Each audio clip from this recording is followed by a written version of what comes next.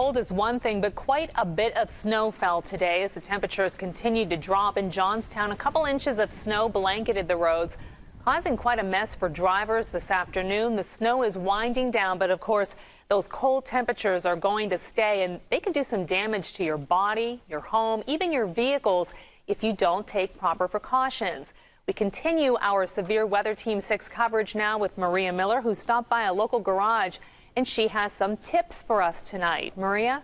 Hey, Jen, local mechanics tell us they anticipate some busy days later this week. So today they gave us some tips to share with you to help you prepare your vehicle for the cold. They also broke down some common myths. When it comes to vehicles in cold weather, there are some precautions you should take, but there are other warnings local mechanics say no longer hold true. With today's car, you have fuel injections, so, the old days you had carburetors. A lot's changed in the last 20 years with cars. They're definitely a lot better. For instance, mechanics at Dean Jordan Goodyear in Richland Township say it's not necessary to turn your car on and let it run periodically throughout the night and day, but they say you should let it warm up before you venture out. Tomorrow, I'd probably leave my car run for at least 15-20 minutes before you decide to move. Make sure that all the fluids and everything's moving along in there.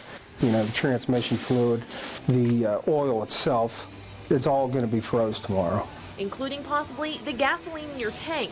Manager Steve Simanski says you don't have to fill it up entirely, but if your car sits outside, he does suggest buying Icipropal or dry gas to help keep it from freezing. His biggest concern, though, and the problem he expects customers coming in with the most, will be dead batteries. People's going to keep cranking their car until their battery's dead, because everything's going to be just so cold and hard to move, and that battery has to, it's not that the battery may be bad, but it has to push a lot more to make that engine turn tomorrow. And that's why he has a very simple suggestion for Tuesday. Only venture out tomorrow if you have to.